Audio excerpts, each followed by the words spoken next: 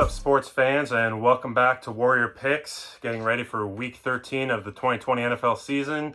We're ready into December, so last month of the season. Although I know there's 1 week in January where we've got regular season games, but pretty much the last month of the season already. It's really flown by. It feels like this season. It's just hard to believe how quick it's gone, and that we've actually made it this far. Even as you could say, some of the stuff that's been happening, especially last week with the Ravens and Steelers. So seemed like Week 12 took forever because it pretty much did. So, some interesting games last week. I ended up going 5-2, and Marcus ended up going 6-1. And I find it pretty hilarious, actually, that the team that kept Marcus from going 7-0 is his very own 49ers. So I'm going to bring him now in and see what he has to say about that. So, Marcus, you could have been 7-0 last week, but your team stopped you from that.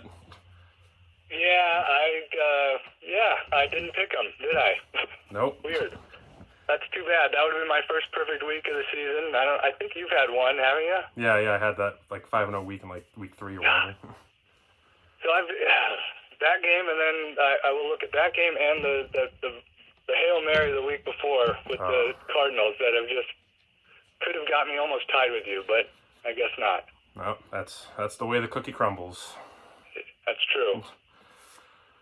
So yeah, gearing up for Week 13. I guess we'll get started, and why not start this show off with an absolute banger and just an absolute out of the woods, out of nowhere pick for myself here? Because why not? Just lock me up in a mental insane asylum because I am taking the upset of the week. The New York Football Jets are going to win their very first game this week over the Oakland Raiders by 2. You suck because I was going to make that my upset of the week. We did not go over these beforehand, by the way. But no, we didn't. Go ahead. So I got this gut feeling. I think the Jets. How do I say this? They've put together better games. I feel like in the last couple of weeks than how they started. I feel like they're getting there. They're close to finally getting over the hump, and I feel like the Raiders are just really vulnerable right now, especially after that thumping they took from the Falcons. I feel like they're vulnerable right now to be the team that the Jets can beat. So I don't really have any analysis for why. It's just the only analysis I have. I just have a gut feeling that this could be the week for the Jets. So I'm rolling with the Jets this week. That's basically the same way that I'm doing it. It's a gut feeling. I think Sam Darnold has a decent game. In spite of Adam Gase's ineptitude, the Jets are going to win, and Josh Jacobs isn't playing, so I don't think the Raiders are going to establish a run. That's another big one. Like you said, they're vulnerable after their thumping last week. I thought I was going to pick a sweet upset for once and maybe get you, and looks like we're picking the same game. I'm also going with the Jets by 1 to 3 points. That's crazy. That's why when I told you the games, I said Jets versus Raiders. I was trying to make a surprise and keep it hidden. But, well, great. All right. Well, next game we got the Cardinals and the Rams, and this might be a biased pick, but I'm taking the Cardinals in this one by 3. So there's some stats here that might work against me in this, being that the Rams are 6-0 against the Cardinals under McVay in the McVay era. But I'm a person who believes in law of averages. I believe that's got to break soon. So why not this Sunday? And plus the Rams, we've always talked about their offense. In the last couple of years, they've had this great offense. This year, in 6 straight games now, they have failed to score 30 points. And it's really their defense this year that's been the talk of the town for LA, because that defense, I think, right now has a case for being the best in the league. And Arizona, I don't know. I don't see them dropping 3 straight. I think Kyler Murray. I'm not saying Kyler Murray is Russell Wilson yet, but I see him to be in that mold of a winner, kind of like Russell, and where you never see Russell drop 3 straight games. And I think Kyler's getting to that point where I just don't think Kyler's going to drop 3 straight games, especially the 2 straight division games where we lost the Seahawks a couple weeks ago and lose to the Rams this week possibly. So I just think the Cardinals are going to be able to bounce back against the Rams. The Rams are a bit vulnerable themselves after losing the Niners last week, being upset by them. I think there's some vulnerability there for them. So I'd like to see Hopkins get going too. Hopkins, the last 2 games, has been held to under 60 yards and no touchdowns ever since that Hail Murray. That's what they call it, Hail Murray. Ever since I know Hopkins has been shut down. So I think I'm going to be very intrigued by that Jalen Ramsey-Hopkins matchup. We used to get that in the AFC South, but now we're getting that in the NFC West, so that'll be fun to see, and I think Hopkins can bounce back. So, yeah, I got the Cardinals by 3. I myself will be taking the Rams by 3, and I've got about the same talking points as you, just on the opposite end. For one, I'll go with Hopkins. Hasn't been playing very well, and I think he will get shut down by Ramsey again today. I don't know if he's halfway injured or what.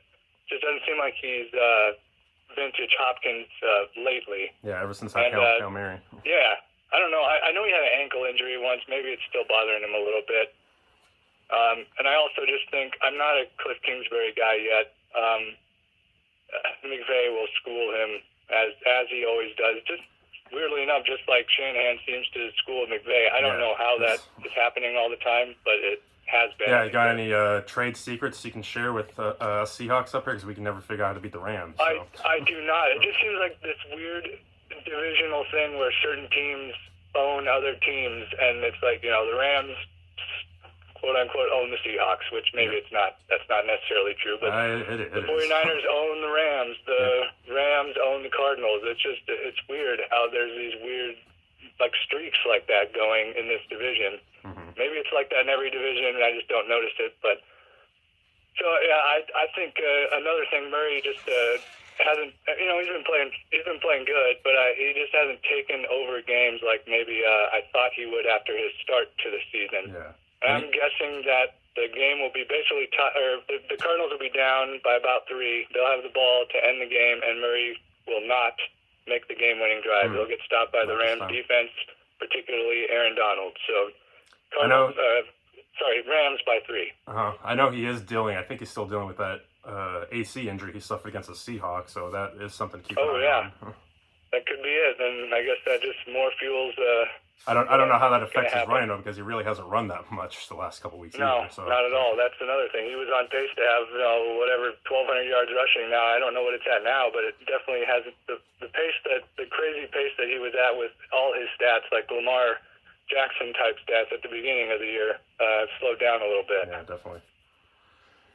All right, so next game on the docket, we got the Green Bay Packers and the Philadelphia Eagles. This is my lock of the week this week. I'm taking the Packers by 15. The Packers look like they returned to form last week. I mean, granted, it was against the Bears. The Saints weren't the only team playing another team without a quarterback last week. The Bears have been doing that for a couple years now. But yeah, Green Bay, I mean, even being the Bears, it looked like Aaron Rodgers and that team returned to form last week, just a dominant win over the Bears. The Packers are 11-2 at home since last season.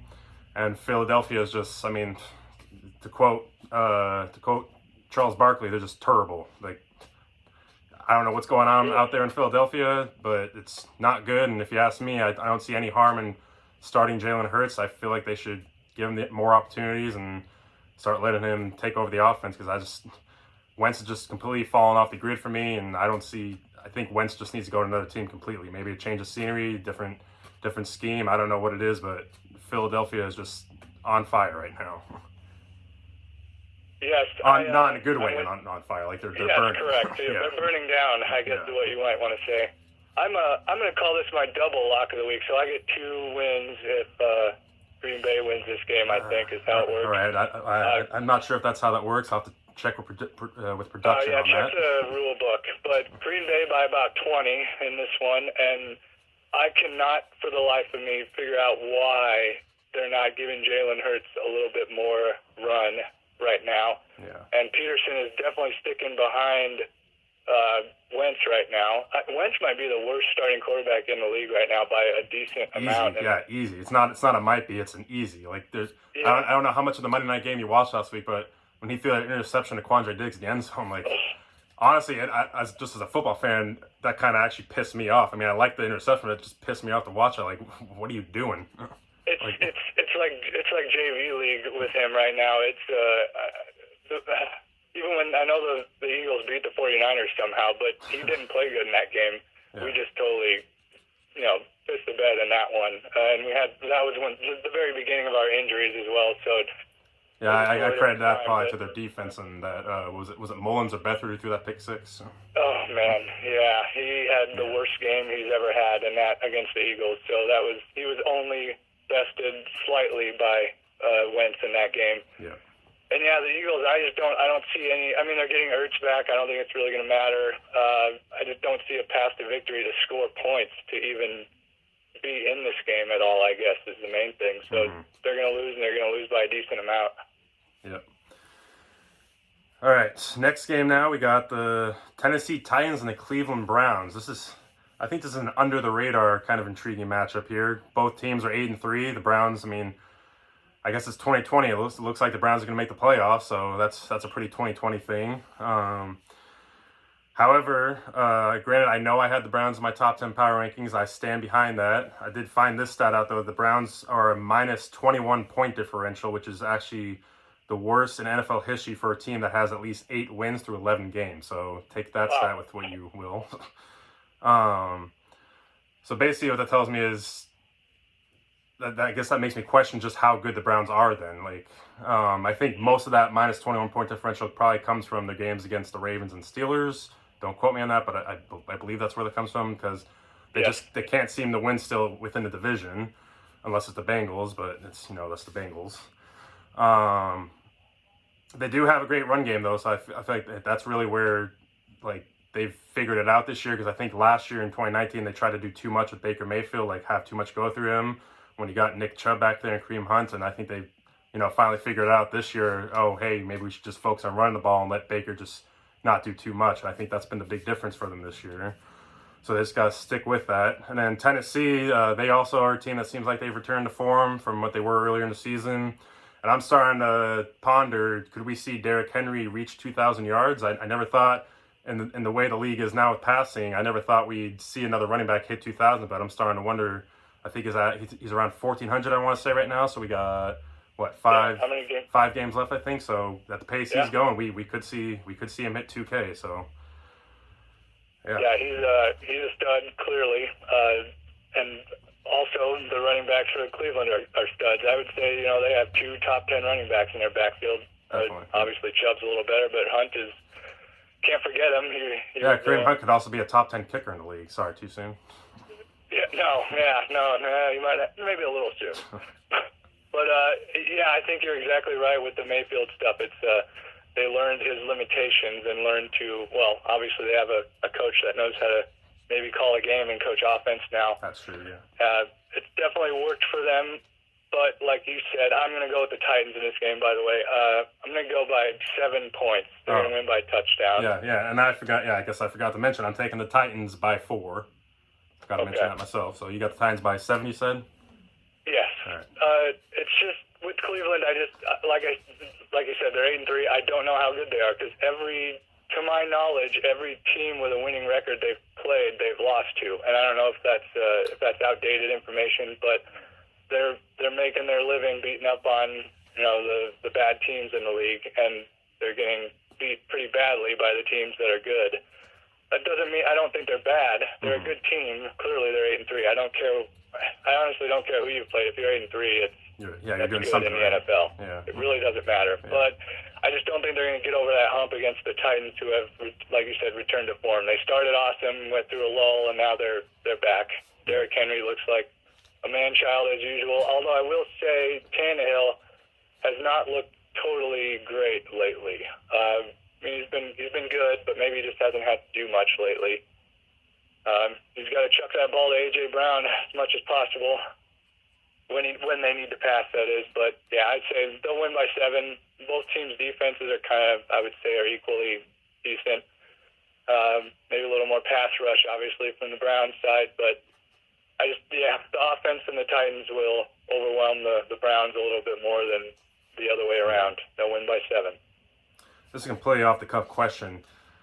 Fight between Derrick Henry and DK Metcalf. Who takes that? Well, I hate to say it. I can't really think of many offensive players that are not linemen right now that would probably take DK in a fight. At the very least, he'd run away from him and nobody could catch him. So there's that. Yep. He's just a man. He's a man. That's all there is to it. I'm fine with, we picked Deebo Samuel over DK that year, and honestly, they're both in the perfect situation. I don't know that DK would be DK. If he was a 49er right now, we wouldn't be able to get him the ball downfield like he's excellent at. And Debo is perfect for what we do. So clearly he's a top 10 wide receiver, top 5 possibly, probably. But he wouldn't be DK in a lot of other systems right now. He's where he needs to be. I will say that. I can agree with that. I think it'd still be pretty good, but yeah, I can agree. He probably wouldn't be as good as he is right now. Would be good. Yeah. All right, so next game we got the Buffalo Bills and the 49ers on Monday Night Football from Arizona. So go ahead, Marcus, take this away. Yeah, it's great. We have a home slightly now. They could not even fly back to California after the game, so that's got to be a little weird for them. You know, they just leave with whatever they got in their backpack or whatever, and they can't go back home. So now they go straight to Arizona, and that's where they're going to be setting up shop for a couple weeks here. I don't know if it's going to be like a galvanizing thing or a distraction, but it's hard to be a distraction, I guess, when really all they're going to be living is football the next couple weeks because they can't do anything. But it could also it can mess with their minds a little bit. I don't know. I honestly don't know how this will affect them. I hope it's good. I hope it just drowns out everything else but football, and they focus that way, and it helps them. Problem is, we still don't have a quarterback right now. It's possible Jimmy Garoppolo and George Kittle will come back with 2 games left in the season. That's what they're aiming for, which would be 3 games from now, counting this one. Right. So it's a Nick Mullins show for another 3 weeks. He's been up and down, mostly down. Last week wasn't terrible. He didn't do anything, but he didn't screw up anything. The defense has been pretty great lately. I'm loving that. It helps getting Richard Sherman back last week. He had a great game, and honestly, he's a leader on the field. Just with not having him, you can see it, whether or not he's elite at his position anymore. He's super important to the defense, and they played pretty well last week. I'm actually going to go weirdly. I'm going to go 49ers by 3 in this one. Maybe another game-winning field goal for Robbie, good as gold, just like last week. Okay, I like that. I think one thing we'll do is we'll establish a run. Bill's defense is decent. I think they've given up a pretty decent amount of rush yards, though, as well, and obviously that's what we like to do. Debo's 100% healthy. He's going to get 5 carries. Mostert's going to get 15 carries. Jeff Wilson Jr. going to get 10 carries, and it's all going to depend on Mullins and the defense. Will he move the chains enough and not make mistakes? I think the defense will be fine. We'll probably pick off Allen 1 to 2 times. But it's all going to depend on Mullins, but I do think he will do just enough or screw up not enough to just barely squeak by. And this game is so important when it comes to the 49ers' possible playoff hopes, because if they lose this game, I would kind of say it's over.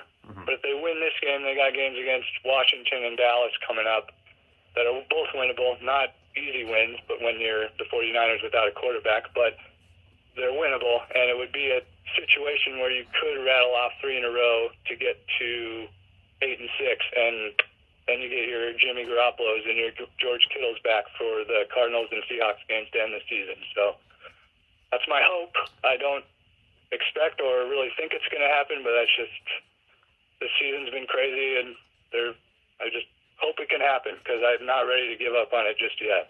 Yeah, definitely. So I'm going to be taking the Bills in this one by 6. I like everything you just said. I think for me, though, like Mullins is just the key factor here. Just the quarterback play, obviously, greatly is a great advantage to the Bills. I know you're not. I know you're kind of a Josh Allen hater, and Allen's one of my favorite guys. So I think he could have a good game here. Although, like you said, I know defense has gone. It's still great. I mean, Shermer's back, and they shut down the Rams last week, and they're getting healthier. But Buffalo, I feel like the last couple weeks are another team too. One of those teams that started off good and went through a bit of a lull, but I think they've also kind of regained some form. They do, though. They need to start figuring out that ground game, because I think that's going to end up being their Achilles heel, because they really do not have much of a running attack between Singletary and Moss, and even Allen hasn't been running much lately either. So they got to figure that out, I think, by over the next month or so. And yeah, San Francisco, like I said, they're getting healthier. And I think you hit it spot on. They could still make a playoff push, and we could, with the new rules, we could possibly see the entire NFC West in the playoffs. And I'm like, honestly, that kind of scares me. I don't want that, but at the same time, that's kind of that's our division. That's like a pride thing. That would be kind of cool. But knowing you telling me, I did not know that Garoppolo and Kittle would still be coming back the last couple weeks of the season. So now that game against the Niners in Week 17 kind of scares me a little bit. So. It's not a sure thing or anything, but that's what they're both aiming for, the Cardinals game in week 16 was what it would be. So I want to kind of piggyback off your Bills running game thing. I honestly don't think they're capable of it. Maybe game to game they could establish a running game one game, but I just don't think it's a consistent thing they're going to be able to do. Yeah. I don't think they have the running backs for it. Like I would say, Deebo Samuel or Brandon Ayuk, who are both going to play this week for the first time since the Patriots game, and only, I believe, the third time all year. I would say Deebo Samuel would be their best running back if they had him, and he's a wide receiver. So I can't argue with that. For me, it's confusing because I feel like Devin Singletary has all the talent and potential there to be a decent running back. I don't know if it's him or if it's the offensive line, the scheme. It's something, though. I feel like there's potential there for Singletary to be a good run. Even Moss, too. Moss could be a good pass catcher out of the backfield. So maybe it's just a scheme. Yeah, they definitely have the guys. It must be scheme and just how they commit to it. I don't know. Yeah. Or how they block it. There's something off there because it's not like Chicago where they really don't have the running backs or the talent at running back. Or anything for that matter on offense. Yeah. They just kind of remind me of each other in that aspect. Like they both definitely need to establish a run, those two teams, and they never do. But like Bills have the guys, they just doesn't work. So I don't know what the deal is. All right, so last game of the dock for us, got the Seahawks and the New York Giants coming to town. So I'm going to take the Seahawks in this one by 8. I would take them by double digit, but it's me personally. I don't like picking the Seahawks in double digit wins because I feel like then they end up losing, and it's the Seahawks. They never win by double digits. So the Giants. This is another team to me. They're kind of similar, I feel like, to the Eagles we just played. I think they have a good defense. The Eagles' defense is better, I'd say. But the Giants still have a solid defense. And obviously, they don't really have much offense. Daniel Jones is going to be out this week. That could be either a good thing or a bad thing for the Giants. The only bright spot right now, I'd say, on offense is that Wayne Gallman has proven to be a pretty good replacement for Barkley. He's been doing pretty solid. Other than that, though, this might be another 20-16, 23-15 type game. Just honestly, that Monday night game against the Eagles, I had like flashbacks. It felt like a typical Legion of Boom type game. Defense was shutting it down, but the offense couldn't really get going. So I hadn't seen one of those games in a while. But yeah, just going off that, the Seahawks, their defense, they really have. I mean, I know the videos a couple weeks ago, I was just railing on them for good reason too, but. They seem maybe they watched my videos and rallied around it because they seem to have made a drastic improvement over the last few weeks. Yeah, that was definitely it. They watched definitely, your video. Yep. Some of them are my 6 subscribers probably. So. Oh yeah. But the stat I love, since week 8, the Seahawks have 22 sacks, which is the most in the NFL. So that pass rush, I mean, that Carlos Dunlap trade really has proven to be a catalyst for a season to just completely turn it around. Is he playing this week, though? I heard he had a foot injury. Is that... So he does have a foot injury, but sounds like it's not that serious. So he should play this week. If he doesn't, it would just be a 1-week thing. It's nothing serious, though. Yeah, and we could probably make it through without him. I think so. Yeah. So what I do want to see though is I love the fact that our running game is back. We got Carson back and Hyde back, so that 1-2 punch is deadly with those two running backs. I do want to see us start and let Russ cook again. I think the next 2-3 games are a perfect opportunity for let him start cooking. And I know the news came down the other day that Josh Gordon is officially going to be back. He won't be back until week 16, but that's just now we're going to have DK Metcalf, Tyler Lockett, Josh Gordon, and David Moore is underrated too, I feel like. So a couple weeks here, Russ is going to have many options, and so I'd like to see him start getting cooking again. I feel like he can get his name back in the MVP race at the top. It's going to be hard, but I feel like if he goes on one of those stretch runs he went on back in, 2015 when he threw like 19 touchdowns and no interceptions over like 4 games. If he can do that, I think he could actually pass Mahomes, but I don't know. We'll have to see. He has a chance to do it with the upcoming games, but we'll have to see if he does it, if the Seahawks even give him the chance the way they run the offense to do it. But, just I'll take the Seahawks by 8. Let's hope that they can keep it rolling. So what do you think, Marcus? Yeah, I think you guys might be okay in this one. Noodle-armed Colt McCoy. Like you said, though, I don't know if it's a good or bad thing for the Giants. Daniel Jones sucks, but Colt McCoy has been a backup for 25 years for a reason, so he's not very good either. Seahawks by 20 to 23. Going to be easy for you.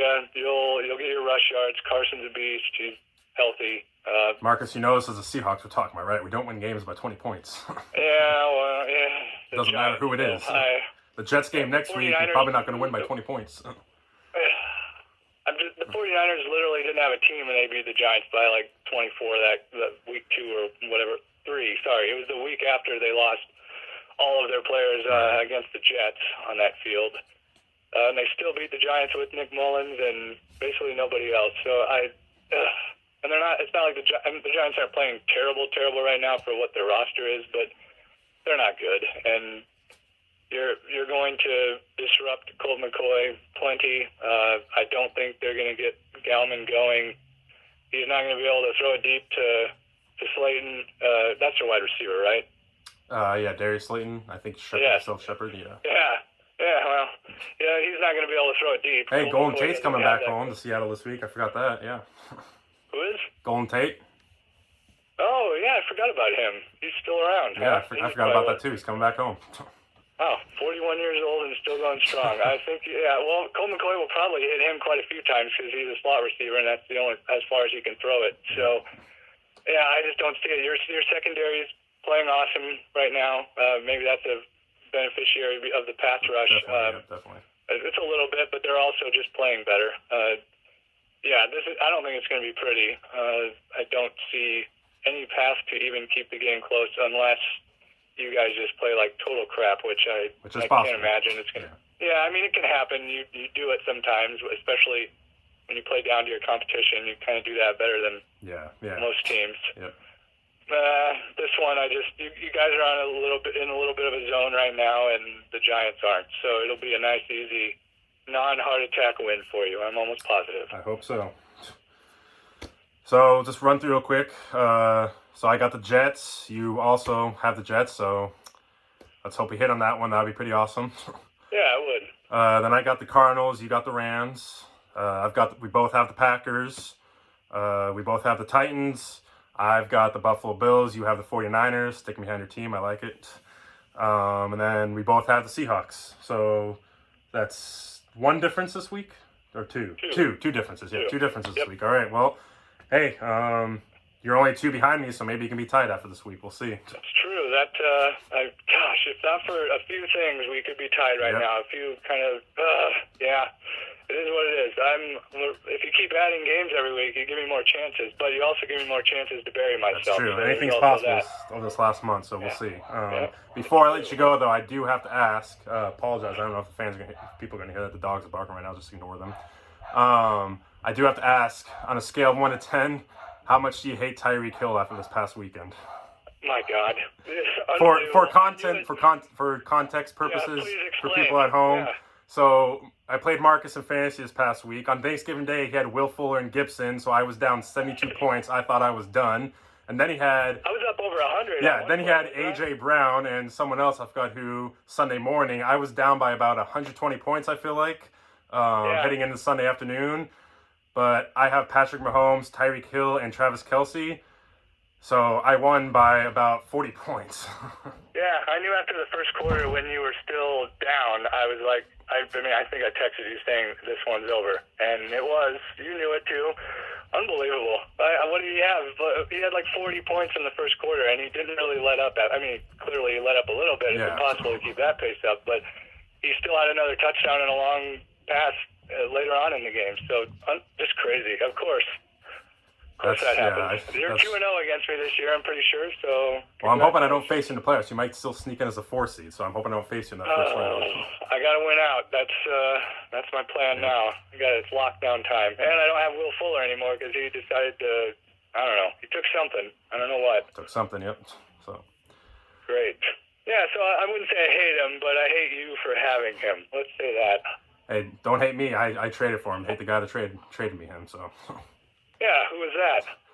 I believe that was my good friend Cameron. But I mean, all right, well, yeah, it was a fair trade at the time. Sure it was. I'm sure it was.